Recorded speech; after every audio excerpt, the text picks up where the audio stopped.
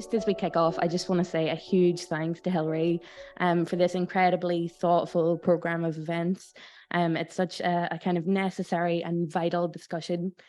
So thank you so much for all the work that you've put into it.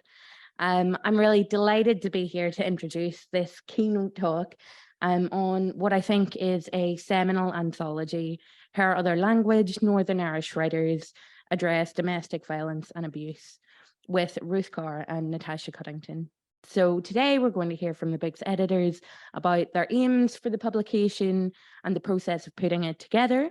So first we'll hear from Ruth, I think, and then from Natasha, and then I'll ask a few questions, and finally we'll have some time for questions. We'll open it out to the floor. So please do keep any questions in mind that you might want to ask. I'll keep an eye on my phone just for the time, so please be sure that I'm not checking Twitter or anything.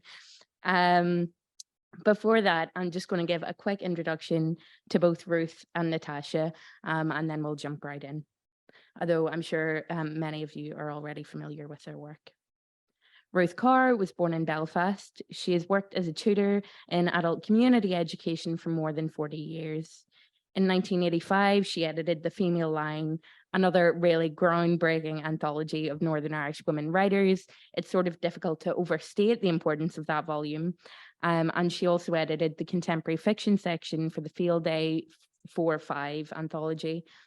She also co-edited The Honest Ulsterman for nearly 15 years and has published 3 of her own poetry collections, There Is a House, The Airing Cupboard, and Feather and Bone. And she's working on a 4th, so I know that we'll all be looking forward to that whenever it comes out.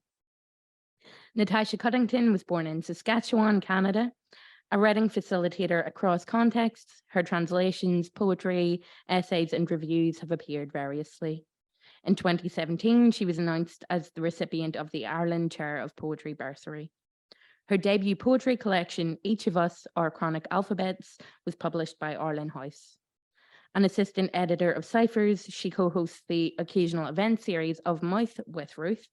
Together, they have co-edited Donegal is a Red Door, a posthumous poetry collection by Anne Zell, and Her Other Language, Northern Irish Women Writers Address Domestic Violence and Abuse. And I just want to take this opportunity to say what a pleasure it is really to be here today speaking with you both. I first came to know both Ruth and Natasha through attending that Of Mouth series of events I've mentioned, just one in really an incredible list of projects on which they've collaborated and which have enlivened the cultural scene in Belfast and beyond immeasurably.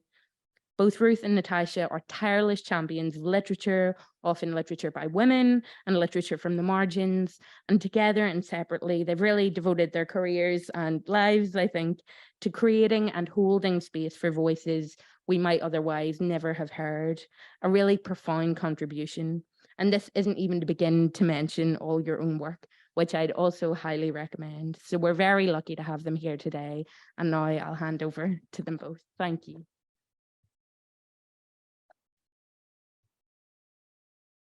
Thank you, Tara. That's a lovely introduction, and we'll try to live up to it. And thank you very much, the organisers, especially Hilary, McCollum, for running this conference. It's been brilliant to be part of it, and for raising the possibility of creating a world without violence against girls and women, and how the arts, literature and creative writing can and are offering an active role towards this end against violence. I was here yesterday for the first half of the day, and I was only there for half a day, but I find it very moving, inspiring, and also quite overwhelming, because to just realize the extent of misogyny throughout the world, this conference is very important, and I do agree with Hilary, we're at our infancy in addressing these deep issues. So I'm very grateful to have the opportunity to give some of the backstory and the process whereby my colleague Natasha Cuddington and myself came to produce Her Other Language, an anthology which invites Northern Irish women writers to address domestic violence and abuse, and which we believe to be entirely relevant to this conference's endeavours. I'm speaking here as a woman and as a writer, but in particular as an editor, because that has been my role in bringing about this anthology and previous anthologies. So I'm beginning with the business of editing an anthology. In many cultures, women have always told stories, alerting, guiding, warning, amusing, soothing young minds into sleep, but also reminding them of who they are and how the world they have been born into works.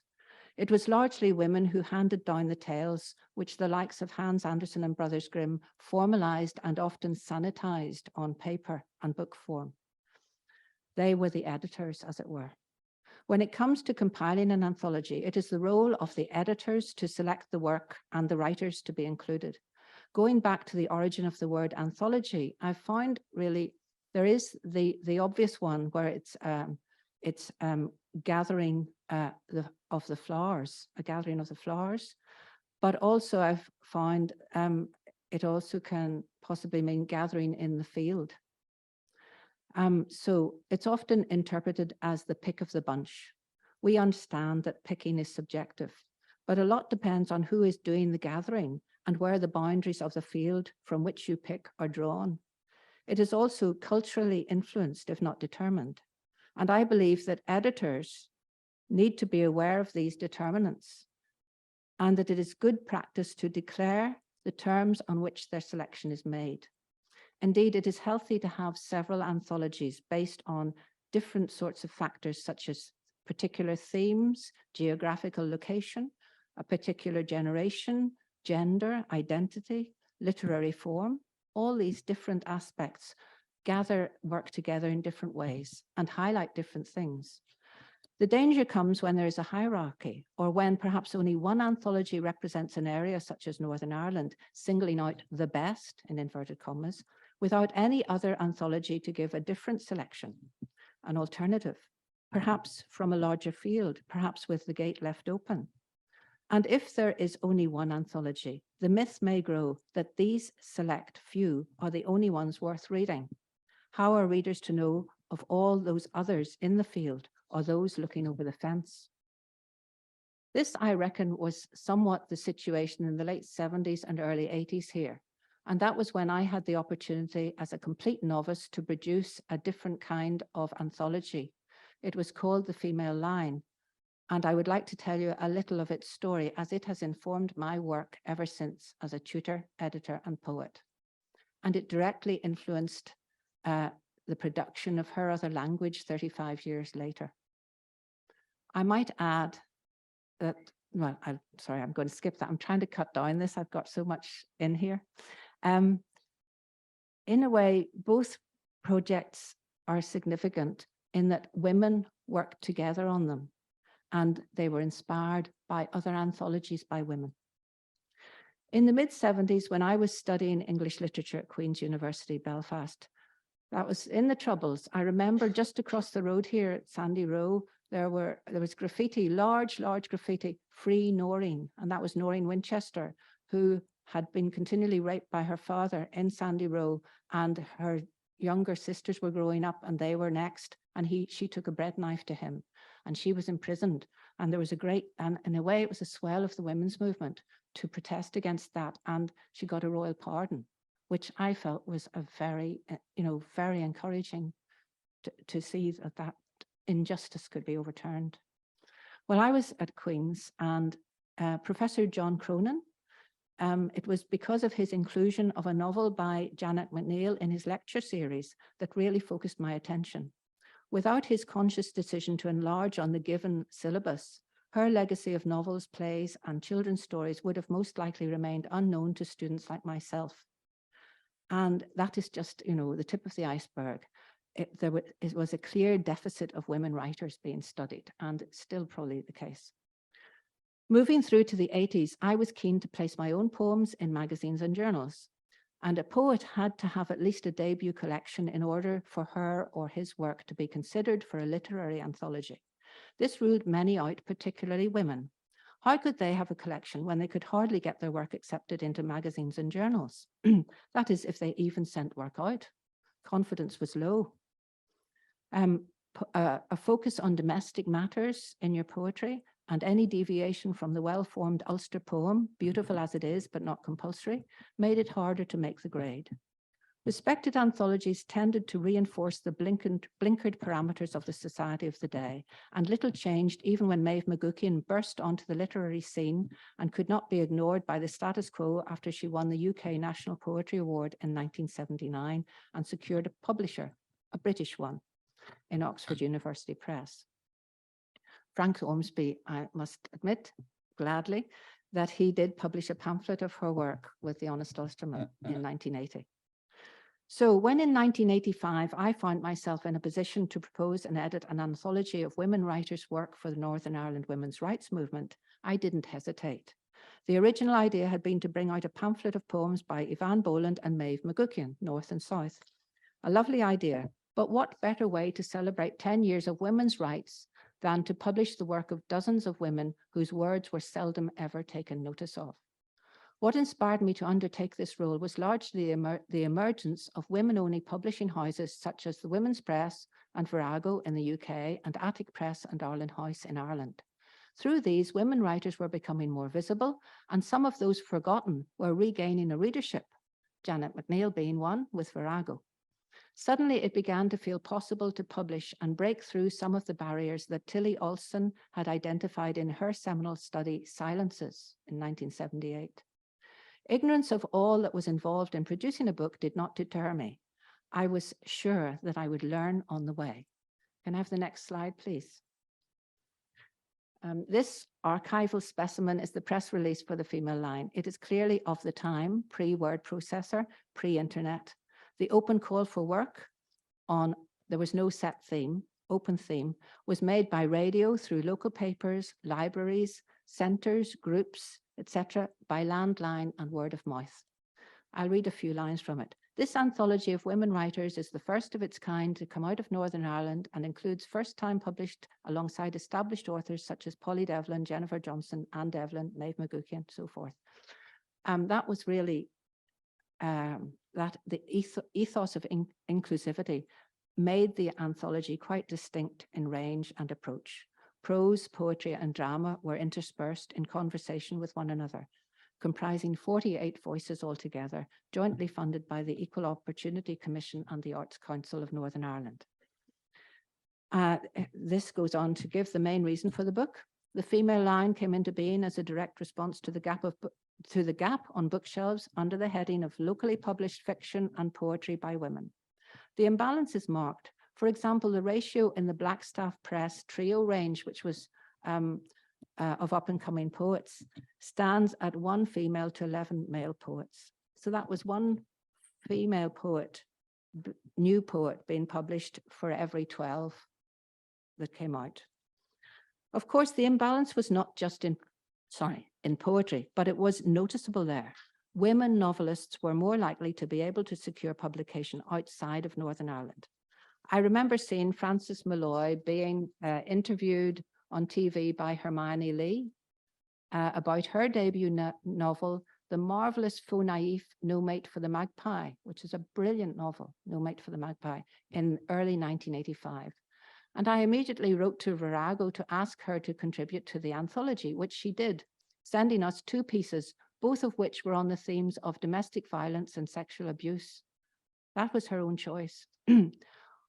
And we were also able to include her in one of her most powerful stories in her other language. Frances Malloy died in her 40s, but we were so glad to be able to do that. And it is a damning monologue in the voice of an abusive husband. And it's called Women Are the Scourge of the Earth. One of the nicest things she did for me was to dedicate that to me when she first published it. Right. Now, can I have the next slide, please? This is the female line cover. There was a big response to the open call. It was not surprising that so much of the work sent in focused on the family and the domestic, but being drawn from a female perspective gave an edge to the work, an insight into a world of largely contemporary experience and perception that had been overlooked and undervalued. A political subtext emerges about male-female relationships and power. There is a poem entitled Rape by Christine Hammond, one of the 5 contributors whose work appears in this anthology and Her Other Language, which more than 30 years later is sadly just as relevant. It could have been about a recent rape trial, which took place in Belfast a few years ago. You'll be familiar with it, probably. Heightened in relevance, though, this time around, in fact, by the strides in technology, as the reference to screens in the original poem could now apply to mobile phones. And in this particular trial, pictures and comments on the offender's mobile phones made clear their attitudes to the woman in question. I'm just going to read the last stanza of that poem. Allow me, gentlemen, to sum up by seeing the filthy irony, the sanctimony, the bastard hypocrisy projected on your screens of fantasy, subtitled, She Asked for It. The female line was launched into a huge gap, which of course it could not fill, but it could draw attention to that gap and more significantly, showcase writing by a wide range of women at very different stages in their writing careers. Yes, writing careers, however interrupted, delayed, or spasmodic. And it did indeed encourage a good number to step further along that path. Can I have the next slide, please? I'll fast forward from that anthology and just leave you with this image of several of its contributors who met again at the Linen Hall Library for a relaunch in 2016 of the female line as an ebook. Which Avril Buchanan enabled by setting up herselfpress.com, and the ebook is available on herselfpress.com. It was really to make it as widely available as possible. So I just want to say that both of these anthologies, Female Line and Her Other Language, felt similar to me in the making. Both were an invitation to writers to put their trust in us as editors and in the book, to put together the sum of their writings, aspiring towards something better in our society. So I'm handing over to my brilliant co-editor, Natasha Cuddington, to tell you about Her Other Language. So thank you very much.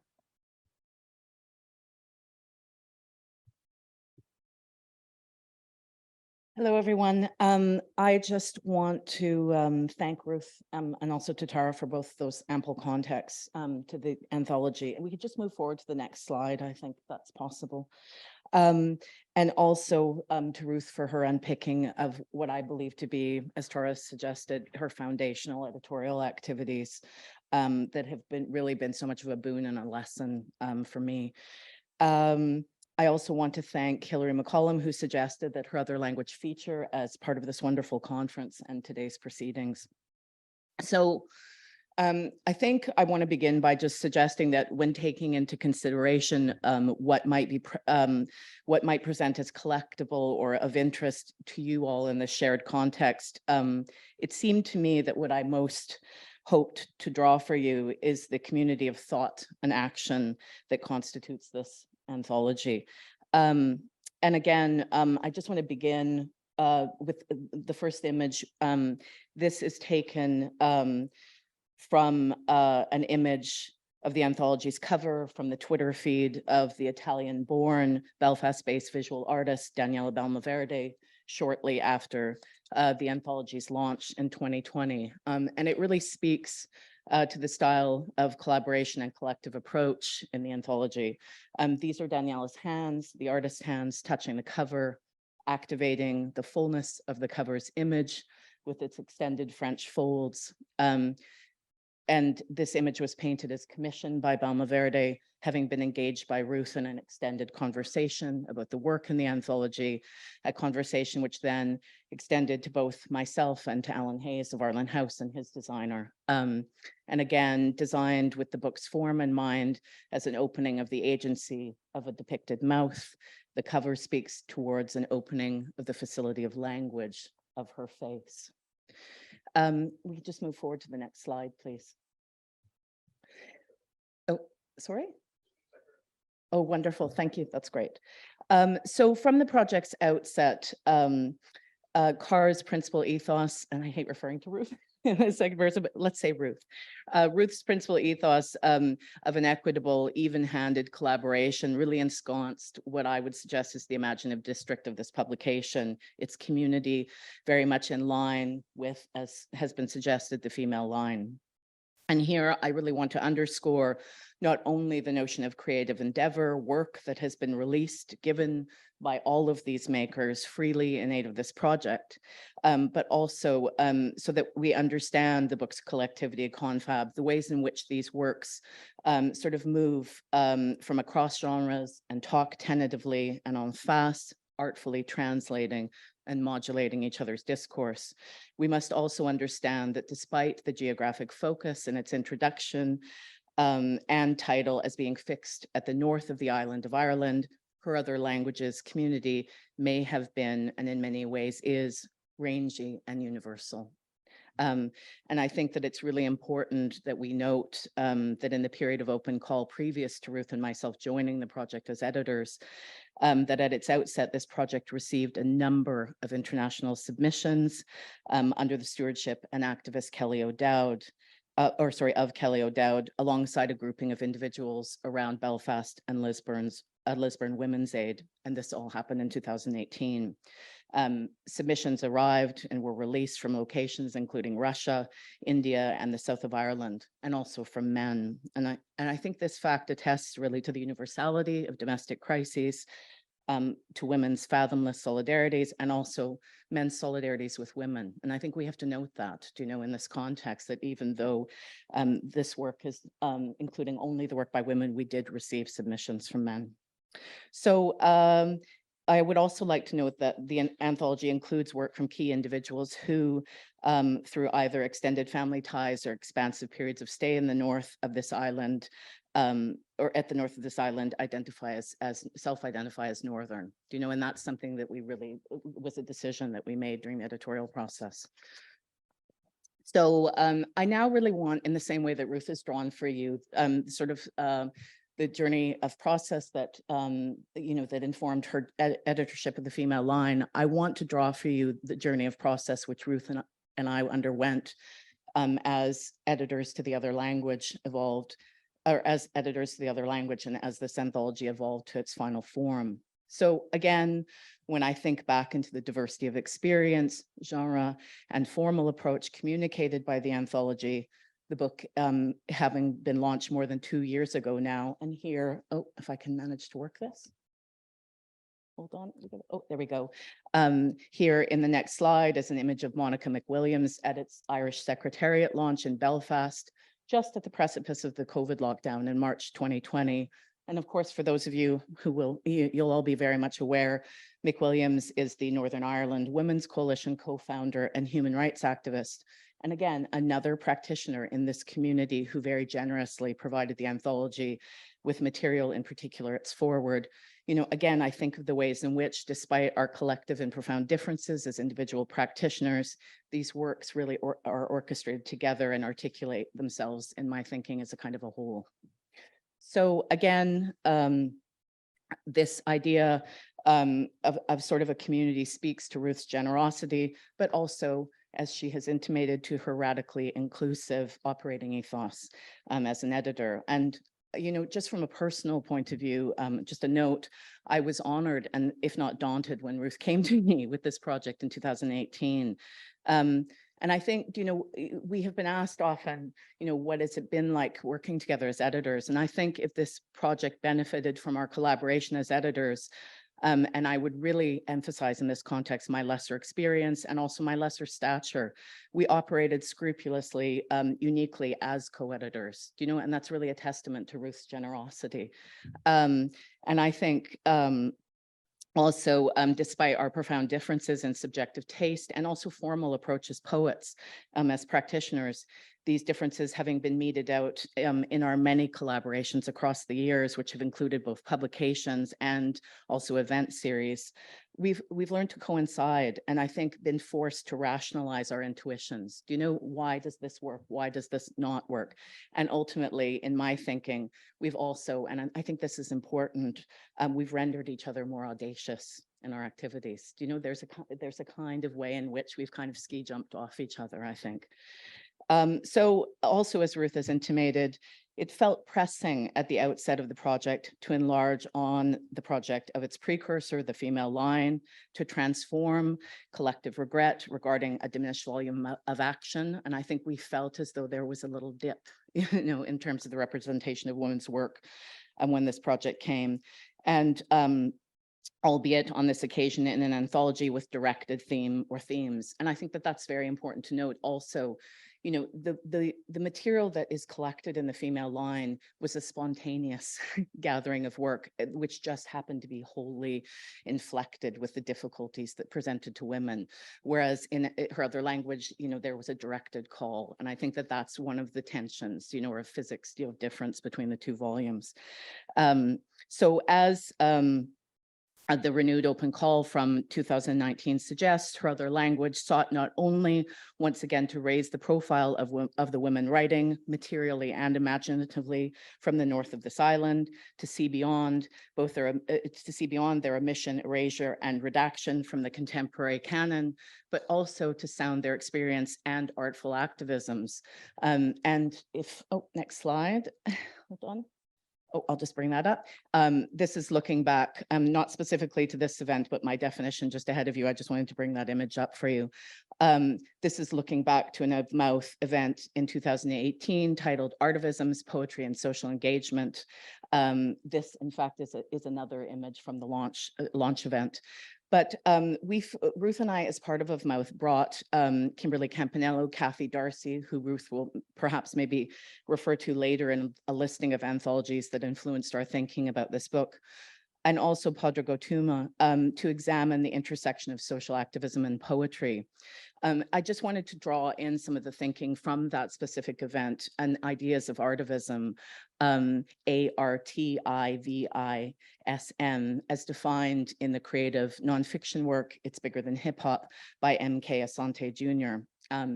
I think it's important in our understanding of the collision of these two instincts, the creative and this instinct towards activism, as a means by which a practitioner applies, and this is a direct quotation, her artistic talents to fight and struggle against injustice and oppression by any medium necessary. Taking instruction from a gathering of Chicano artists from East LA, this portmanteau term, artivism, has been enacted in many diffuse and collaborative forms, any means by which, again, as Asante states, an artivist unites a fidelity to liberty, this is the quotation, with the pen, the lens, the brush, the voice, the body, and the imagination. And as Eve Ensler offers us in her 2011 article for the International Herald Tribune, Politics, Power, and Passion, artivism is a kind of escalated passion that has all the ingredients of activism, but is charged with the wild creations of art.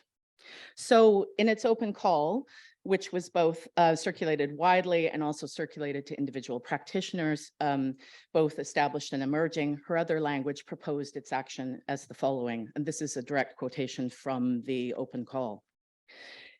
An anthology of poetry and prose that will give voice to survivors of domestic and sexual violence to share their stories and, alongside their allies, raise the profile of this societal problem. It will also serve as an income stream to Women's Aid Federation Northern Ireland in a time of decreasing funding and an increasing demand for services. And who could have foreseen what has happened over the period of COVID? The content will include experiences of domestic violence, abuse and survival, works of the imagination, and personal experience. The work of first-time writers will have its place alongside seasoned and distinguished writers. And I just want to add to this, this little moment from the open call, the call's proposed themes for works negotiated for these four themes for works negotiated for nodes of ideation. So really that we had four kind of clear principles or ideas around the work that would be gathered. Number one, survival and empowerment, any form of oppression from life-threatening to life-limiting, mental, physical, and emotional. And I think that this was really key because it extended, this notion of violence to being imaginative also, this notion of being constricted in one's activities. Autonomy, bodily ownership and definition, selfhood. Number three, identity, personal, or perhaps individuals you have known or identify with or wish to make visible. And finally, celebration of self, journey of life, motherhood/parenthood, love, and friendship. And I think that this turn at the end of the publication is really felt, towards more positive aspects of grouping and thinking around survival. So thus, written work was solicited across the genres with the caveat that, like the female line, this collectivity would be female-led and female-only. And we did feel some pushback about that a tiny bit. You could feel that that was an audacious kind of way of framing the publication. And again, would locate itself at an intersection that might view works not only of those who could reasonably identify as Northern Irish, but also, and this was also something that really informed our thinking, we wanted to include decolonial ranges of language, including dialect, patois, and Irish language in work in both version and in translation, and also additional ranges of declaimed identity or preference, including those with a trans history, non-binary, and or those who were presumed to be female. So here, again, and this is the slide, I got a bit ahead of myself there. This is a grouping of its contributors, just the community, and this is just a small clutch that were present, and this was really just days before lockdown, so people who had just managed to travel at that very difficult time. And it was a wonderful evening at the Irish Secretariat. So in the months that followed the submission process, Ruth and I read with care, balancing merit against urgency. And I think that this is also, Ruth and I have had these discussions about work that might be considered as non-literary, in the context of the anthology. And in order to sort of round out the thinking around the sort of prescribed themes, we really needed to be, really tend these two areas of literary merit, but also just the urgency of the voicing. We facilitated what we thought was reasonable and adequate governance of the project, consulting with Women's Aid and other associated bodies to acquire ideas sort of around informed consent with individuals. And this is also very important in this area of care.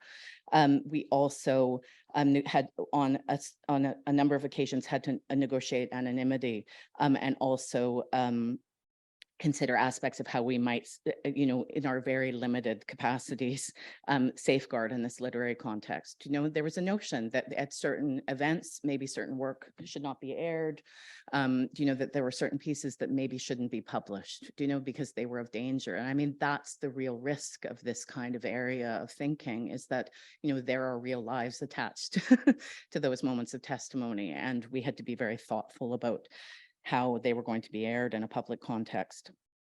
So again, in consonance with this principle of care, we responded to practitioners on an individual basis, and we really took the time, and and it was a huge commitment time-wise.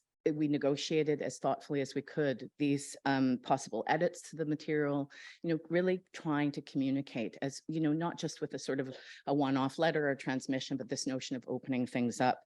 And actually, on a number of occasions, we solicited new and additional material because we just felt the tone of the work that had been submitted wasn't quite, appropriate for the publication, and even with the volume of contributors, we attempted to do that in the best way that we could.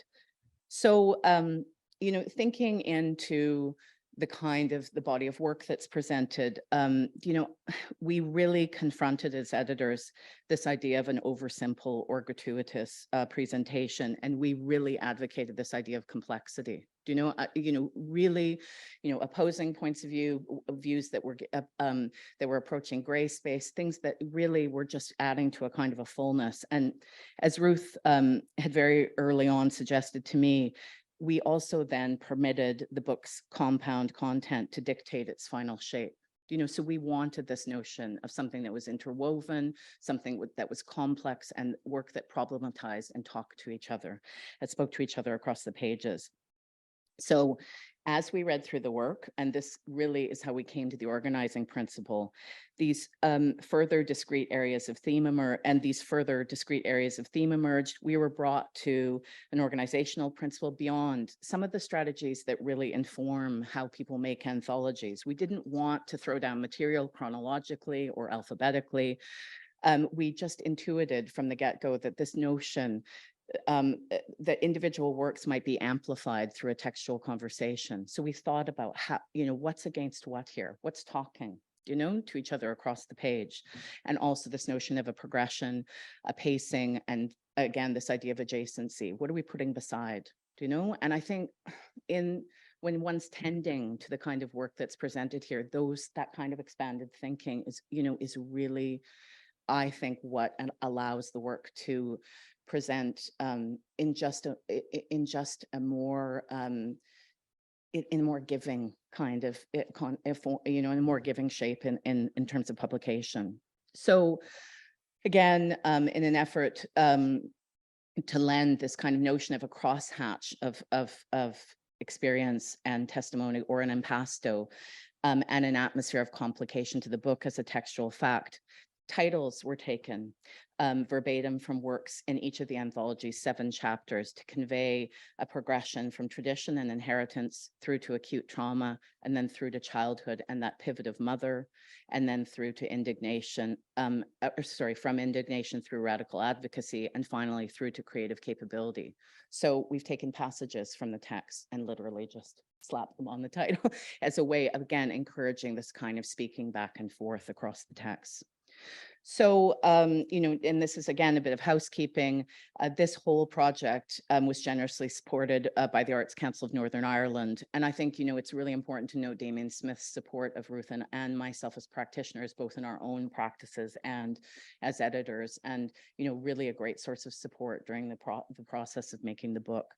And also we received some additional funding by Allstate, and this was really in aid of the book's dissemination, and also to expand its activisms, artivisms, and to expand, complicate, and modulate its content and conversations. We programmed a series of readings, workshops, and there have been some academic interventions that have involved contributors, both over the weekend of the book's launch in 2020 and also across the last 2 years. And I think we really have to note that the momentum at the start of this project really dipped, for us, and because of COVID, and it wasn't something that, we could control, and it's something that we lament and regret.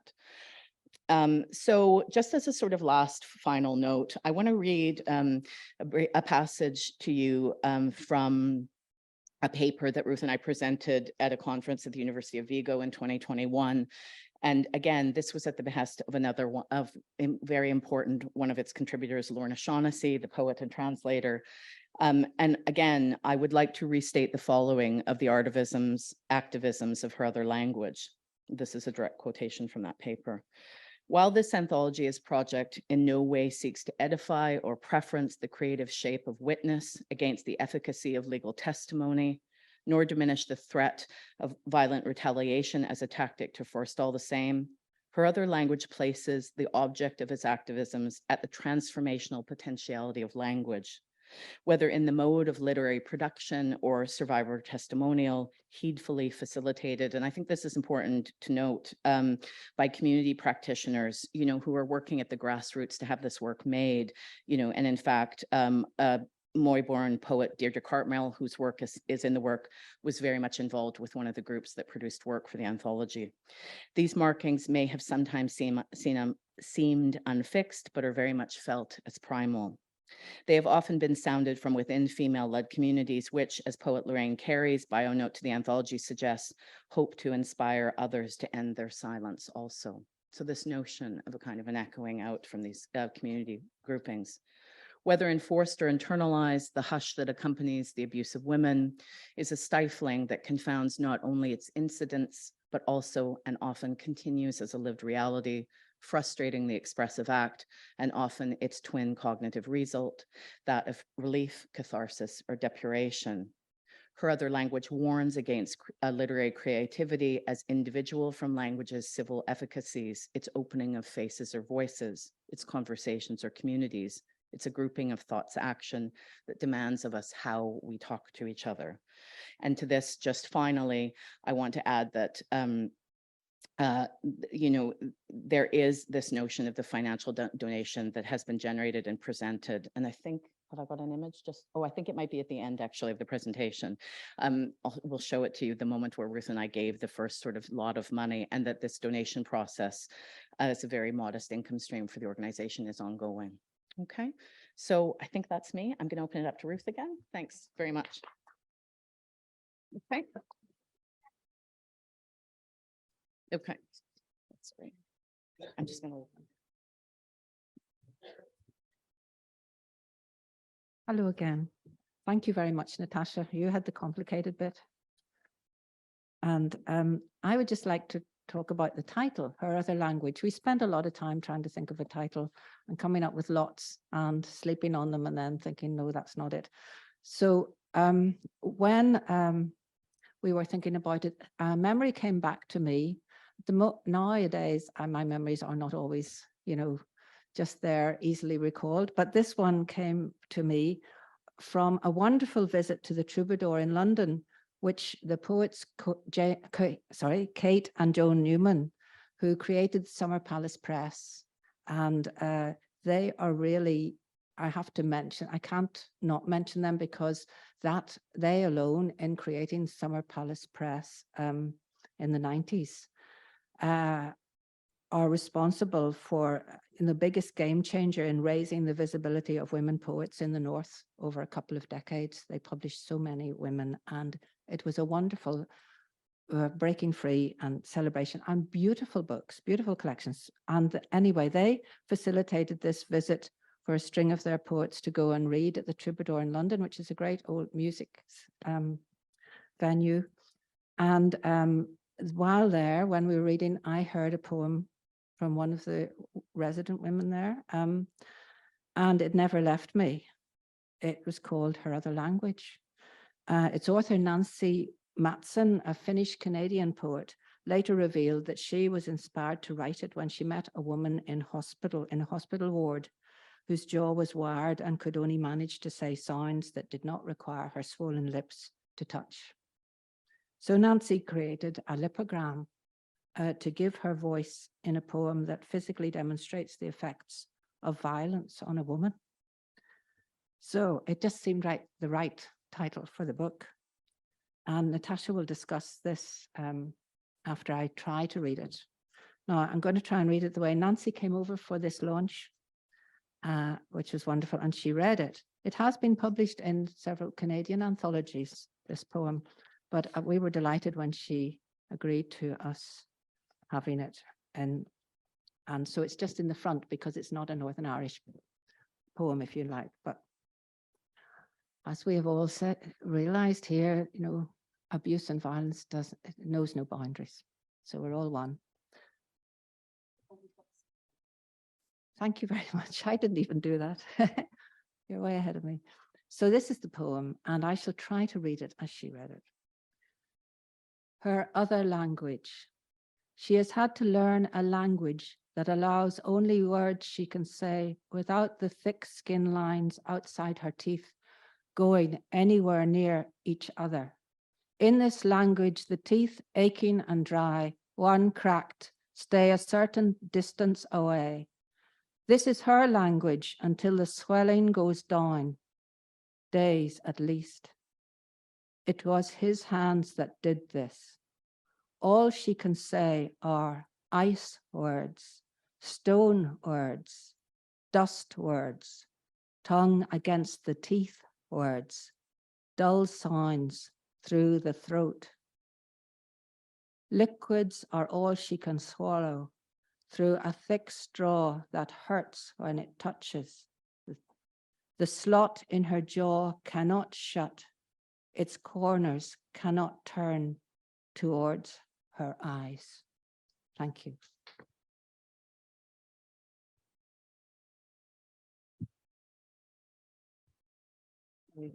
I'm taking off. No, I don't want to take yours, but I have to take mine. Well, that's fine. Oh, pardon me. Sorry, Ruth just walked away with my. You can just be sure I will make a mess of things. Wonderful, thank you. So I just wanted to give you, at Ruth's request, a little kind of potted, a little summation of the lipogramma's form, because I think, it really extended our thinking about the possibilities for this project and some of the range of formal comportments that are available, particularly in relation to its poetry. So again, as Ruth has suggested, this is really a mirroring of some of the ideas of the etymology that were unpicked by Ruth around the idea, the etymology of anthology as a term. We thought it would be useful for you to understand the provenance of lipogram. And this is the formal constraint of which Nancy Matson's poem, Her Other Language, is an example. So again, this idea that, it really provided, Ruth's experiencing this poem read really provided an impetus for the anthology's title. And this is, again, a direct passage from the anthology's introduction that I just wanted to read to you that kind of unpicks what a lipogram is. That the Finnish-Canadian poet Nancy Matson would devise a lipogram to convey the brutality and subsequent ache of domestic violence is no simple wordplay. It was held in the air for nearly 20 years, from the moment when a group of Summer Palace poets read at the Troubadour in London and heard Nancy Matson read the poem. The poem's troubled utterance remained in the wings of Ruth's imagination, waiting to convey to us again the language, its language of effacement and victimization. From the ancient Greek, lepogrammatos, leaving out a letter, the lipogram, lipo, lacking, and gramma, something written or drawn, has elaborated itself from early expressions in the 6th century BC through to the Oulipo movement of the 1960s. To date, it settles the literary canon in an ever-increasing range of constrained technique. When a poem or text deliberately avoids one or more letters of its alphabet, we have a disavowal which may extend beyond a simple disordering of language. For Matson, the avoidance of plosives B and P and fricatives F, V, and Z, along with the nasal M in Her Other Language, speaks not only to its poetic constraint, but more crucially to a constraint of voice imposed on the body by violence. This effacement in the poem is also an effacement of her, and one that is habituated. It diminishes expression to what Matson calls, and we've just heard these beautiful words from Ruth, dull sounds through the throat, or ice words, stone words, dust words, an utterance more primal, more troubled than simple device or effect. It is the embodied speech of the brutalized self, lived by the female, less often the male, and very often the children in the domestic arena. For those who know, the poem also talks to a routine dulling of the imagination, of the constraints of the domestic, and of creativity in all its many forms, reduced to a redacted state. And yet, Her Other Language, as cipher or code, necessarily intimates a possibility, another other language. It is voice that makes itself to the world, both because of and in spite of violence. By means of the lipogram, difficult to make, sonically beautiful or grammatically meaningful, Matson enacts the pain of composing the self in trauma.